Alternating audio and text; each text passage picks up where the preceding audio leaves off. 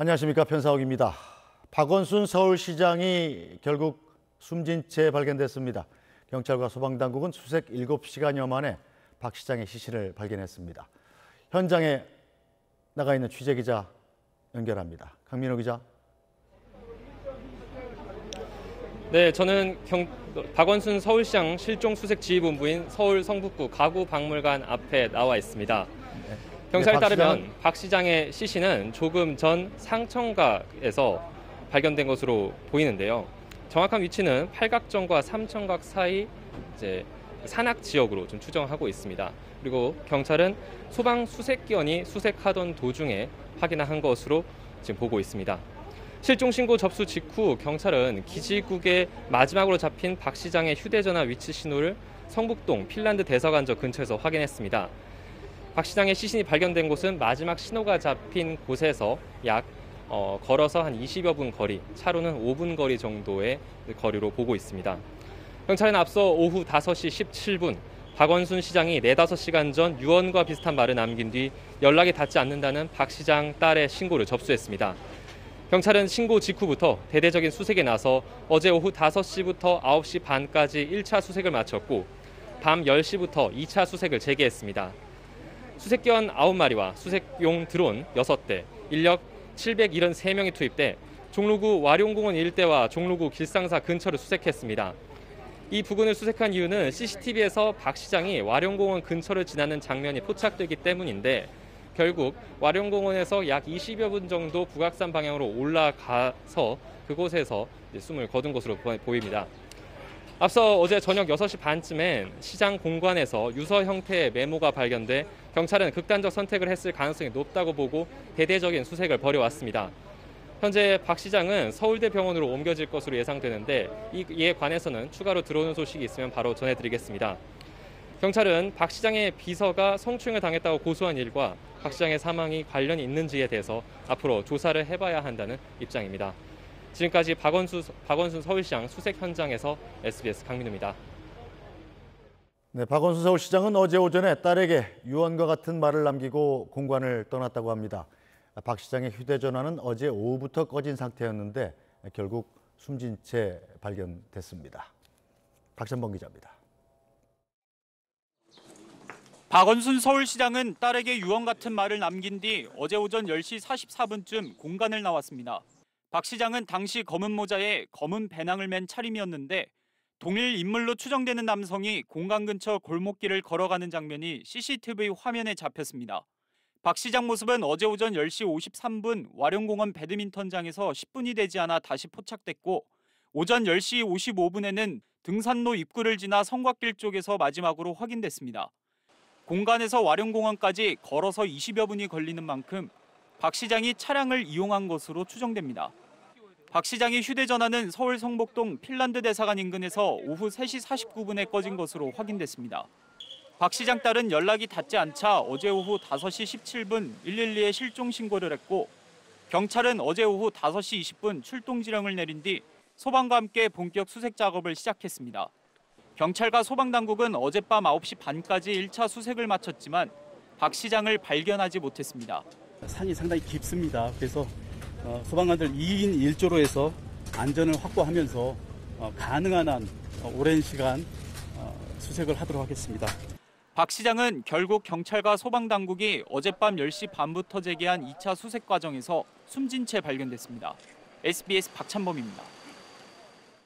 최악의 소식을 듣게 된 서울시청도 충격에 휩싸였습니다. 시청으로 가보겠습니다. 정준호 기자, 시청 움직임은 어떻습니까?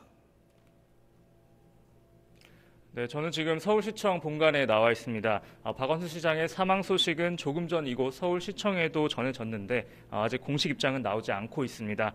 설마 하는 기대를 갖고 대기하던 서울시 관계자들은 박 시장의 사망 소식에 충격과 당혹감을 감추지 못하는 분위기입니다. 서울시 관계자는 박원순 시장이 어제 아침 몸이 좋지 않다며 출근을 하지 않았고 오후에는 오늘까지 휴가를 하루 더 냈다고 말했습니다. 박 시장이 당일에 휴가를 낸 건 매우 이례적이라고 서울시 관계자는 설명했습니다.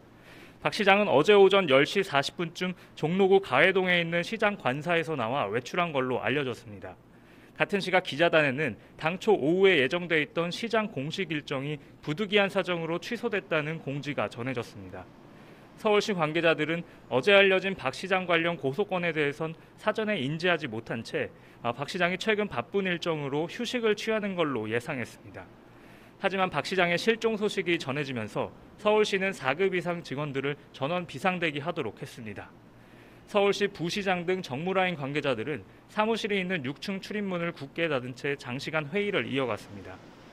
모두 박 시장의 신변을 걱정하며 함께 기다렸지만 결국 비보를 접하게 됐습니다.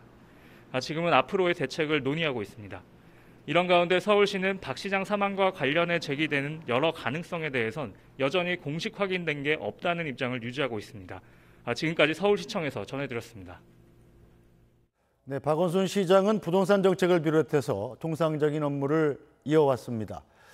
서울판 그린 뉴딜 계획을 밝히면서 자신만의 색깔을 분명히 한 정책 홍보를 거침없이 이어가던 중이어서 많은 사람들이 충격에 휩싸였습니다. 유덕기 기자입니다. 지난 6일 민선 7기 2주년을 맞아 가진 박원순 시장의 기자간담회 자리입니다.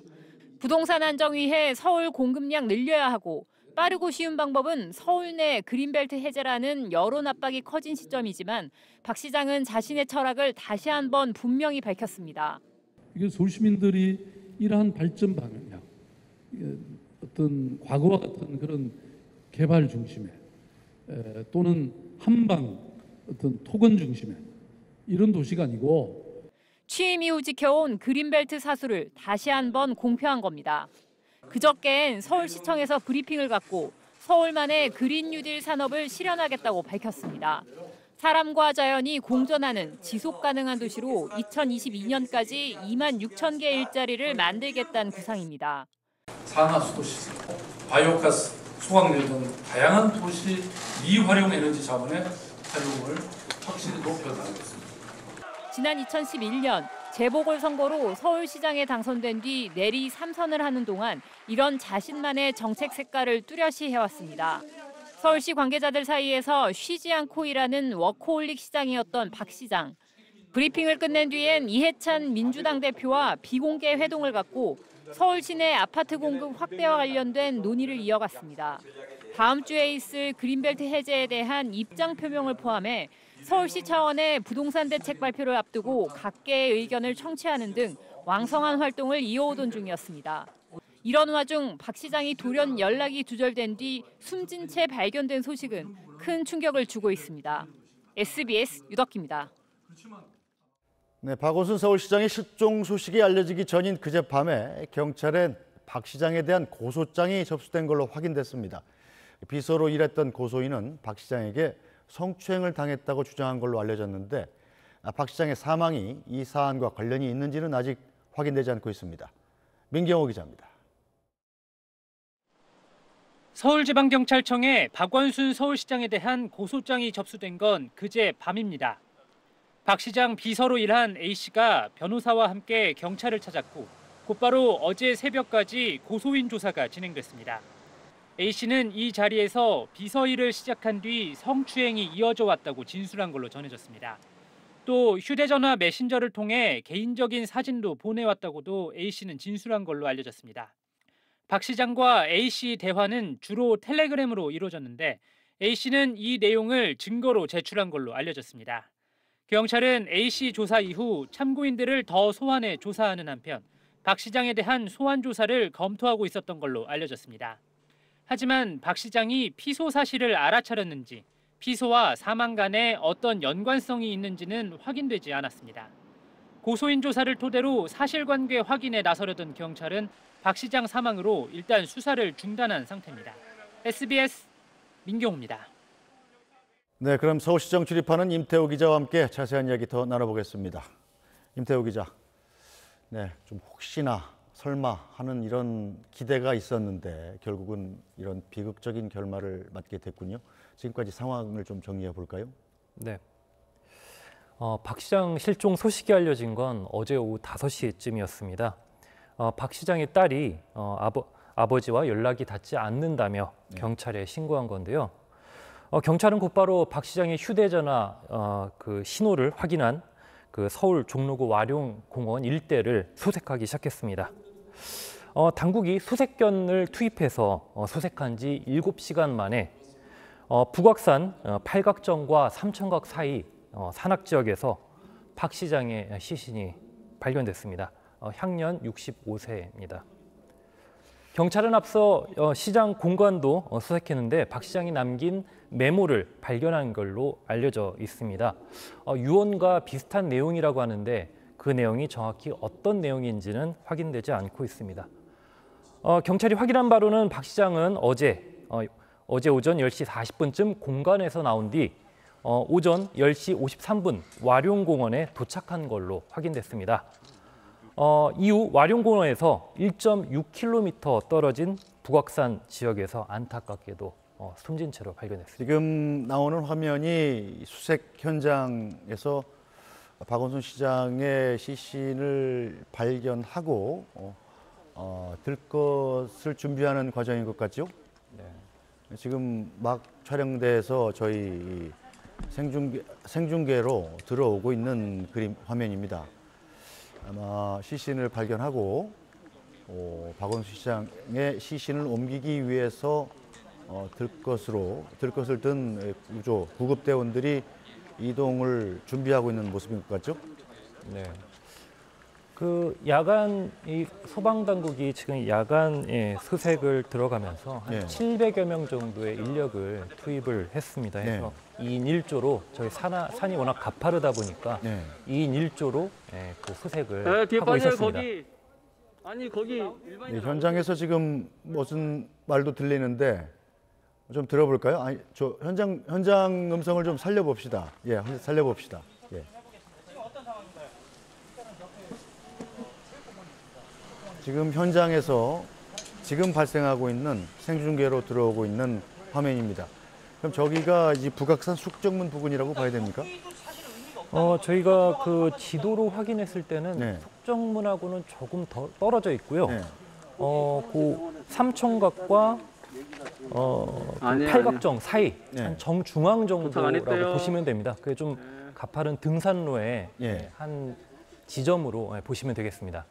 지금 야간이라서 약간 구급대원들의 이동에도 좀 위험이 있어 보이는데 어쨌든 수색 작업이 쉽지는 않았을 것 같아요. 실제로 이제 지금 뭐 벌써 자정이 넘은 시각이기 때문에 어둡고 특히 산이면은 뭐 주변에 뭐 불빛이 없고 특히 저기는 워낙 깊은 산중이다 보니까 아마 육안으로 보기에는 굉장히 어려웠을 겁니다. 아마 그래서 야간 그 수색이 시작되기 전에 그 구조대원들은 모두 그 플래시, 그 전등을 지급받고 야간 수색에 들어갔는데요. 또 사람 어떤 인명 수색뿐만 아니라 그 구조견까지도 투입이 돼서 좀 그런 수색을 좀 보완하고 있었는데 아마 이번 그 박 시장의 시신을 좀 발견할 수 있었던 데는 좀 구조견의 도움도 있었던 걸로 일단 알고 있습니다. 실종 신고 자체가 박원순 시장의 딸이 신고한 건데 오후 5시 한 17분쯤 신고를 했고 그리고 5시 반 정도부터 수색대가 이제 수색을 시작한 건데 곧바로 또 1시간, 2시간 만에 또 해가 져버렸단 말이에요. 그래서 더 수색이 어려웠던 것 같습니다. 네. 요즘에 좀 아무래도 좀 여름철이다 보니까 좀 해가 좀 길어지는 시기기는 해도 아마 지금 이 산이 워낙 넓고 또 저기가 뭐 인적이 뭐 그렇게 드문 그런 산책로 등산길이다 보니까 아마 그 수색에는 굉장한 애로사항이 따랐을 걸로 추정됩니다. 그리고 사실은 취재하는 기자들도 마찬가지였습니다만 수색 시간이 좀 길어지면서 박원순 시장이 정말 머리 아파서 잠시 쉬려고 극단적 선택까지는 하지 않고 잠적했다가 나타나지 않을까 이런 기대가 있었던 것도 사실입니다. 네, 일각에서는 그 서울시에서는 박원순 시장이 이제 잠적하기 전에 휴가를 냈다. 내일까지 휴가를 내신 걸로 알려져 있는데요. 그래서 혹시 좀 뭐 휴가 기간이 아닐까, 좀 마음을 어떤 정리하기 위한 휴가가 아닐까라는 그런 추측도 있었던 건 사실입니다. 네. 실종 전날까지 그러니까 만났던 사람들의 증언도 우리가 다 듣지 않았습니까? 그 전까지 뭐 매우 유쾌하고 일 열심히 하고 그런 아주 정상적인 분위기였다고 들었습니다. 뭐 아마 주변에서는 다들 아시겠지만 그 박원순 시장은 굉장히 일벌레로 알려져 있습니다. 네. 주변 뭐 분들이 하나같이 같이 일하신 모든 분들은 굉장히 워커홀릭이다, 네. 일벌레다, 굉장히 열정이 넘치는 분이다라고 정책의 뭐 전하고 있는데요. 성과나 지지하거나 지지하지 않는다의 여부를 떠나서 일은 정말 열심히 하는 시장이다라는 평가에는 별로 이견이 없었던 것 같아요. 네, 그렇습니다. 뭐 아무래도 박원순 시장 같은 경우에는 굉장히 유명한 사진이 하나 있는데요. 네. 그 시장실에 네. 그 어떤 결제 서류를 네. 정말 거의 머리 위까지도 이렇게 쌓아두고 막 결제를 하시면서 그런 사진이 한때 화제가 된 적이 있습니다. 그랬었죠. 예. 자, 그렇다면 돌연 이렇게 현재까지는 뭐 사망 원인은 분석해 봐야 되겠습니다만 현재까지는 뭐 스스로 극단적 선택을 한 게 아닌가 이렇게 추정이 가능하지 않습니까? 본인이 일단 집을 나가기 전에 유서 비슷한 것을 또 남겼고 또 딸이 눈치를 챌 만큼 유언 비슷한 것을 하고 나갔다는 거 아니겠어요? 본인이 극단적 선택이라면 과연 이렇게 돌연 극단적 선택을 하게 된 이유는 뭐라고 추정을 할 수 있을까요? 굉장히 좀 어려운 답변이기는 한데요. 네. 지금 상황에서는 상당히 조심스럽긴 합니다. 일단은 제가 출입 기자로서 본 박원순 시장은 굉장히 개인적으로 소명 의식이 있었습니다. 네. 그러니까 본인이 시민의 부름을 받고 또 사회의 부름을 받아서 일하는 것이라는 어떤 그런 자기 확신이 강하신 분이었는데요. 아마 이런 박 시장이 좀 잠적을 하시고 좀 어떤 극단적인 선택까지 하셨던 거에는 아마 최근에 어떤 뭐 정치적이든 아니면 개인적이든 그런 소명을 실천하는데 큰 한계에 부딪혔다라고 추측을 할 수가 있겠습니다. 앞서 저희가 박 시장에 대한 성추행 고소 소식을 전해드렸지만 뭐 이런 극단적인 선택을 하신 이유를 함부로 단정할 수는 없겠습니다. 뭐 극단적인 선택이 정말 하신 이유가 무엇이었는지는 앞으로 경찰 수사 등을 통해서 차분하게 좀 기다려봐야 될 것 같습니다. 어쨌든 서울시청 공무원들은 물론이고 서울 시민 그리고 전 국민이 모두 굉장히 충격적인 결과를 접했습니다. 일단 고소장이 접수된 것은 박 시장에 대한 고소장이 접수된 것은 확인된 사실이죠? 네, 그렇습니다. 경찰에서 이제 박 시장이 지금 실종 전날 밤에 그 경찰을 통해서 직접 고소장이 접수된 걸로 알려져 있는데요. 그 고소장을 접수한 주체는 하신 분은 박원순 시장을 보좌하던 어떤 비서로 알려져 있습니다. 네. 그런데 이제 피해자 그러니까 고소인의 주장에 따르면 본인이 성추행을 당했고 또 자기 말고도 또 피해자가 또 있다 이런 주장을 한 걸로 알려지고 있지 않습니까? 네, 그렇습니다. 고소장을 접수하면서 또 그런 고소 사실을 증명하기 위한 어떤 대화라든지 아니면 좀 그런 좀 증거 자료를 일부 좀 확보를 해서 함께 제출한 걸로 알려져 있습니다. 어쨌든 사실은 이게 극단적 선택의 이유라고 보기에는 저도 참 믿음이 안 가는 것이 다툼이 있는 사안이라면 고소 사실만 갖고 이렇게 할 수는 없지 않겠어요? 뭔가 다른 이유는 없을까요? 네, 지금 아직까지 알려진 바로는 박원순 시장 같은 경우 아시겠지만은 현재 서울시장 3선으로서 거의 이제 10년 넘게 시장직을 수행을 하셨습니다. 하지만 이제 박원순 시장 같은 경우 이제 차기 대통령 선거를 앞두고 사실상 대권 주자 경쟁에 돌입한 상황인데요. 여권 잠룡 후보로 꾸준히 거론되고 계셨고요. 정말 대단히 충격적인 결과입니다. 근데 지금 박원순 시장의 시신을 옮기는 작업이 시작된 것 같은데 지금 들 것을 들고 시신을 옮기기 위해서 이동하는 건가요? 그런 걸로 추정이 되죠? 지금 아마 그 서울대병원에서 그 박원순 시장의 네. 시신을 자, 그러면 박원순 서울시장에 대한 수습 작업이 진행되고 있는 현장으로 가보겠습니다. 강민호 기자. 네, 저는 박원순 서울시장 실종수색지휘본부인 서울 성북구 가구박물관 앞에 나와 있습니다. 지금 현재는 이제 시신 발견 소식이 알려지면서 이렇게 대부분의 경력과 또 소방 인력들이 철수하는 모습을 보이고 있습니다. 경찰에 따르면 박 시장의 시신은 앞서 자정 즈음에 성북동 팔각정과 삼천각 사이 산악 지역에서 발견된 것으로 전해졌습니다. 발견은 소방 수색견이 한 것으로 알려졌습니다. 실종 신고 접수 직후 경찰은 기지국에 마지막으로 잡힌 신호를 확인했는데 이게 바로 성북동 핀란드 대사관저 근처로 나왔었습니다. 박 시장의 시신이 발견된 곳은 이 마지막으로 신호가 잡힌 곳에서 걸어서 한 20여 분 거리, 이제 차로는 한 5분 정도 거리인 가까운 거리였습니다. 경찰은 앞서 오후 5시 17분 박원순 시장이 4-5시간 전 유언과 비슷한 말을 남긴 뒤 연락이 닿지 않는다, 이러한 박 시장 딸의 신고를 접수했습니다.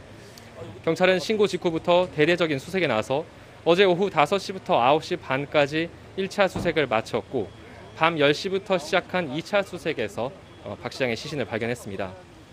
수색견 9마리와 수색용 드론 6대, 인력 773명이 투입돼 종로구 와룡공원 일대와 종로구 길상사 근처를 수색했습니다. 이 부근을 수색한 이유는 CCTV에서 박 시장이 와룡공원 근처를 지나는 장면이 포착됐기 때문인데 지금 발견된 장소를 이것과 같이 비교해 볼 때 와룡공원에서 북악산 쪽으로 걸어 올라간 것으로 추정됩니다. 앞서 어제 저녁 6시 반쯤엔 시장 공관에서 유서 형태의 메모가 발견돼 경찰은 극단적 선택을 했을 가능성이 높다고 보고 대대적인 수색을 벌였습니다. 현재 박 시장은 곧 서울대병원으로 옮겨질 것으로 전해졌습니다. 경찰은 박 시장의 비서가 성추행을 당했다고 고소한 일과 박 시장의 사망에 관련이 있는지에 대해서 앞으로 조사를 해봐야 한다는 입장입니다. 지금까지 박원순 서울시장 수색 현장에서 SBS 강민호입니다. 네, 현장은 잠시 뒤에 다시 한번 연결해 보도록 하겠습니다. 정부가 오늘 강도 높은 부동산 대책을 다시 내놓습니다. 오늘 아침에 열기로 했던 당정회의는 취소됐지만 발표는 예정대로 오전에 할 예정입니다. 윤단아 기자입니다. 민주당과 정부는 오늘 아침 7시 30분 열릴 예정이던 부동산 대책 관련 고위 당정협의회를 취소했습니다. 민주당 관계자는 어제 회의를 통해 당정 간 합의가 이뤄졌다며 예정대로 오늘 오전 11시 홍남기 경제부총리가 부동산 대책을 발표할 예정이라고 밝혔습니다. 민주당 관계자는 당정 간 합의가 완료돼 협의회를 취소했을 뿐이라고 말했습니다. 오늘 발표될 추가 부동산 대책의 핵심은 현행 종부세 과세 표준 구간은 바꾸지 않되 다주택자의 종합부동산세를 대폭 인상하는 안이 유력합니다. 어제 당정청 고위관계자 회의에서 민주당은 종부세 최고세율을 6%까지 올리는 방안을 정부에 요구한 것으로 전해졌습니다. 현행 종부세법에 따르면 3주택 이상 보유자나 조정대상 지역의 2주택 보유자들에겐 과표에 따라 최저 0.6%에서 최고 3.2%의 세율이 적용됩니다. 당초 정부안은 이 최고세율을 4%로 올리자는 거였는데 그보다도 더 올리자는 민주당안이 채택될 경우 최고세율은 2배 가까이 오르는 셈입니다. 다만 민주당은 1가구 1주택자에 대해선 현행 종부세율을 유지하자는 입장인 것으로 알려졌습니다. SBS 윤나라입니다. 지난달 17일에 정부가 강력한 규제를 담은 부동산 대책을 내놓은 지 이제 3주가량 지났습니다만 오히려 서울을 비롯한 수도권 집값은 더 오른 걸로 조사됐습니다.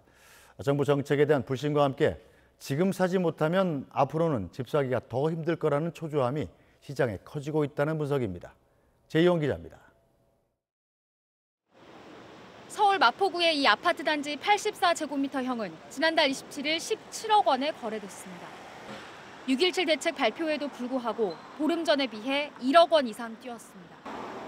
지금 집을 못 사면 앞으로는 더 사기 어려워질 거란 수요자들의 조급함이 느껴진다는 게 중개업자들의 말입니다. 매매만 찾는다고 난리 났어 지금부터. 사람들이 살릴 것만 나오게. 지난달 주택담보대출 등 가계대출은 8조 1천억 원 증가하며 2004년 이후 6월 기준으로 최대 폭으로 늘었습니다. 이번 주 서울 집값은 0.11% 올라 지난해 12.16 대책 발표 후 7개월여 만에 최고 상승률을 나타냈습니다. 중저가 단지가 많은 도봉, 강북, 노원구 등이 상대적으로 높은 상승률을 보였습니다. 1년 반 사이 폭등한 거예요. 그 2주 사이 있던 거 다 그래요. 전국 176개 시군구 가운데 집값이 오른 지역은 지난주 126곳에서 이번 주 137곳으로 늘었습니다. 세종시는 일주일에 집값이 2% 이상 뛰는 등 집값 상승세는 전국적으로 확산하는 양상입니다. 작은 매물과 많은 수요가 만나게 되면 굉장히 고점에서 가격이 형성이 되거든요. 적정한 주택이 사실 모자라는 상태에서 있기 때문에 그걸 인정을 하고 적정한 공급 정책을 같이 병행하면서 투기 수요를 억제하는 것이. 서울 전셋값은 지난주와 같은 상승률을 보이며 54주 연속 오름세를 지속했습니다. SBS 재희원입니다. 네, 특히 정부가 반드시 잡겠다고 했던 서울 강남의 집값은 더 치솟고 있습니다. 지난달 대책에서 강남구와 서울 송파구의 4개 동을 구청 허가가 있어야 사고 팔 수 있는 토지거래 허가구역으로 묶었는데 그러자 길 하나 건너 지역으로 집 사겠다는 사람들이 몰리고 있습니다. 박창근 기자입니다. 서울 강남구 도곡동의 한 아파트입니다. 전용 면적 85제곱미터형이 지난달 26일 23억 5천만 원에 거래됐는데 딱 일주일 뒤에 3억 원 높은 가격에 팔렸습니다. 무슨 정책 하나 발표하면 집값이 올라요. 기본에 몇 억씩 막 올라가. 그냥 몇 억씩 막 부르는 거죠. 큰 길 하나 건너에 있는 대치동에선 6.17 대책 때 토지거래 허가구역으로 묶여 전세 낀 매물을 살 수 없게 되자 바로 옆 도곡동으로 갭투자 수요가 몰리고 있다는 게 중개업소의 설명입니다. 이쪽 갭투자 못하잖아요. 이쪽도 곧 되지 않을까 이런 생각도 있고 그렇게 갭투자 하려고 하는 분들이 좀 있었어요. 토지거래 허가구역으로 묶인 송파구 잠실동 주변도 비슷합니다. 신천동 이 아파트의 85제곱미터형은 6월 초 16억 7천만 원에 거래됐는데 6월 말에 팔린 건 2억 원 더 오른 가격이었습니다. 잠실에 저기는 묶겠고 여기는 안 묶겠대. 그럼 여기도 좀 있으면 묶겠다. 여기 잡는다고 밀려나서 거기 오르고.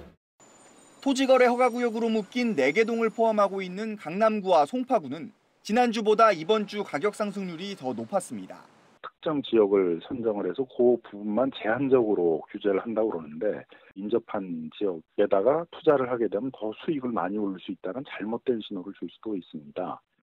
시중에 막대한 유동성이 풀린 상황에서 정부 대책이 신뢰를 얻지 못하면서 강남 집값이 더 치솟는 게 아니냐는 비판이 나옵니다. SBS 박찬근입니다. 네, 이렇게 정부의 잇단 부동산 정책에도 집값은 잡히지 않고 사람들의 불만은 더 커지는 가운데 통합당은 김현미 국토부 장관을 해임하라고 요구했습니다. 민주당 일부에서도 김현미 장관 책임론이 나오고 있습니다. 김민정 기자입니다. 통합당은 노영민 청와대 비서실장의 똘똘한 한 채 논란 등으로 곤혹스러워진 정부를 겨냥해 공격 수위를 높이며 김현미 국토교통부 장관을 해임하라고 주장했습니다. 문재인 대통령 조속히 김현미 국토부 장관 해임하십시오. 그렇지 않으면 국회에서 해임 건의권을 행사할 것입니다. 안철수 국민의당 대표도 정책 실패의 주범은 당연히 교체해야 한다는 주장과 함께 김 장관 교체론에 힘을 실었습니다. 여권 내부에서도 김 장관 책임론이 조금씩 커지는 분위기입니다. 당권 주자인 이낙연 민주당 의원은 한 언론 인터뷰에서 김 장관에 대해 이런 말을 했습니다. 함부로 말하는 것은 직전 총리로서 적절하지 않다고 생각합니다만 정부도 여러 가지 생각을 하고 있을 것입니다. 수도권 지역구의 한 민주당 중진 의원은 임계점을 넘은 것 아니냐면서 김 장관을 경질해야 한다고 했고 다른 의원도 여론이 안 좋으니 누군가 책임지는 모습이 필요한 건 맞다고 거들었습니다. 정의당은 김 장관 경질을 직접 거론하진 않았지만 현 정부의 부동산 정책은 국민의 신뢰를 잃었다고 비판했습니다. 하지만 민주당 내에선 새로운 부동산 정책에 대한 시장의 반응 등을 본 뒤에 김 장관의 거취를 얘기해도 늦지 않다는 신중론도 많습니다. SBS 김민정입니다. 코로나19에 대응할 수 있는 항체를 얼마나 갖고 있는지 정부가 우리 국민 3,055명을 대상으로 조사해봤습니다. 그랬더니 바이러스와 싸워서 이길 수 있는 항체를 가진 사람은 이 중에 단 한 명에 불과했습니다. 이른바 집단 면역을 형성해서 코로나19 위기에 대응하는 건 사실상 어렵다는 결론입니다. 김영래 기자입니다. 보건당국은 올해 국민건강영양조사 참여자 1,555명, 그리고 서울 서남권 대학병원 방문 외래 환자 1,500명, 합쳐서 모두 3,055명의 혈액을 조사했습니다. 1차 선별검사에선 국민건강영양조사에서 2명, 대학병원 외래 환자 1명이 각각 항체 양성 판정을 받았습니다. 질병관리본부는 코로나19 바이러스를 무력화할 수 있는 중화항체가 있는지 확인했는데 최종적으로 대학병원 외래 환자 1명의 검체에서만 중화항체가 확인됐습니다. 중화항체 보유율이 전체 조사 대상의 0.03%에 그쳤다는 겁니다.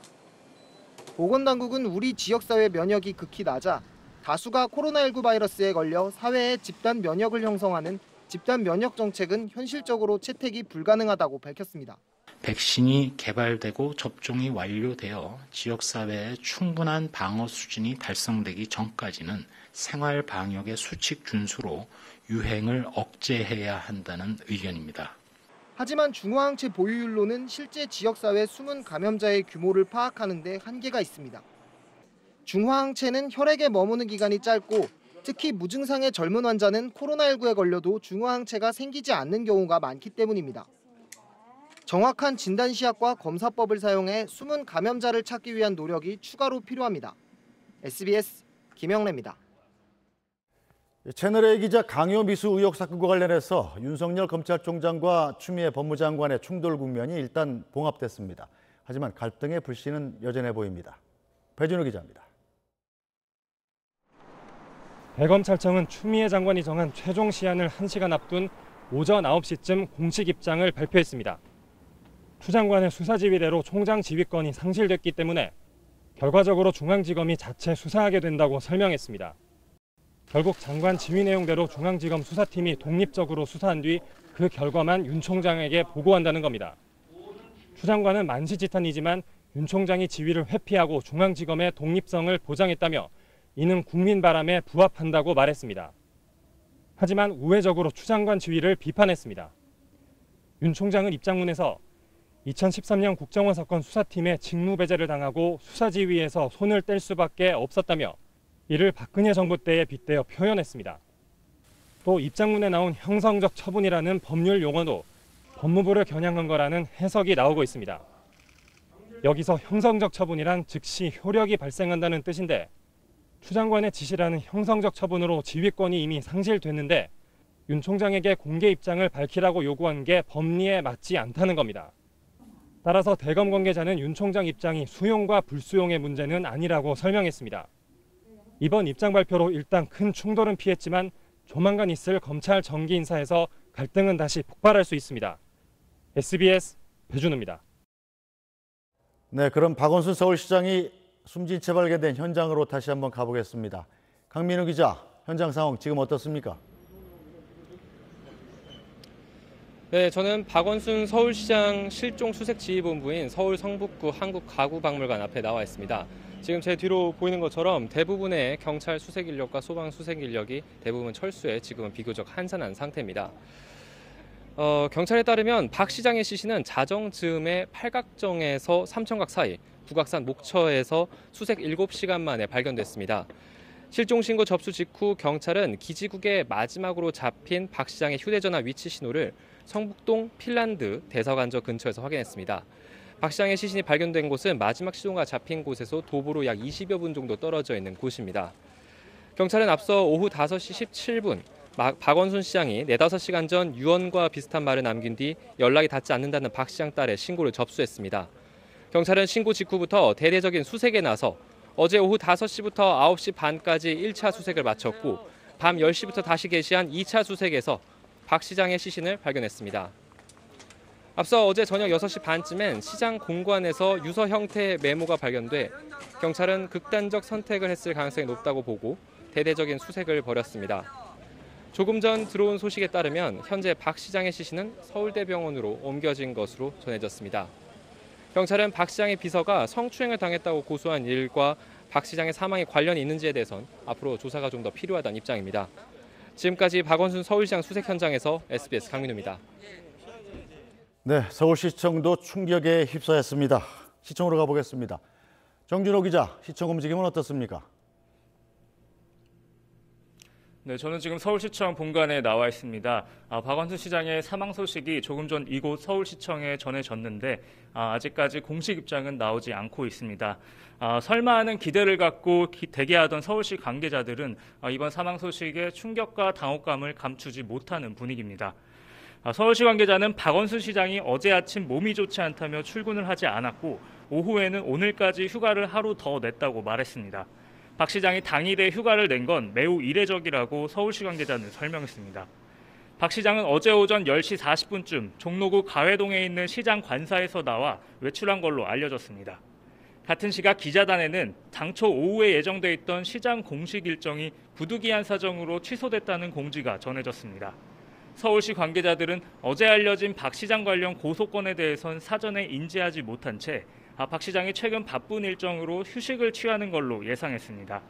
하지만 박 시장의 실종 소식이 전해지면서 서울시는 4급 이상 직원들을 전원 비상대기하도록 했습니다. 서울시 부시장 등 정무라인 관계자들은 사무실이 있는 6층 출입문을 굳게 닫은 채 장시간 회의를 이어갔습니다. 모두 박 시장의 신변을 걱정하며 함께 기다렸는데 결국 비보를 접하게 됐습니다. 지금은 앞으로의 대책을 논의하고 있습니다. 이런 가운데 서울시는 박 시장 사망과 관련해 제기되는 여러 가능성에 대해선 여전히 공식 확인된 게 없다는 입장을 유지하고 있습니다. 지금까지 서울시청에서 전해드렸습니다.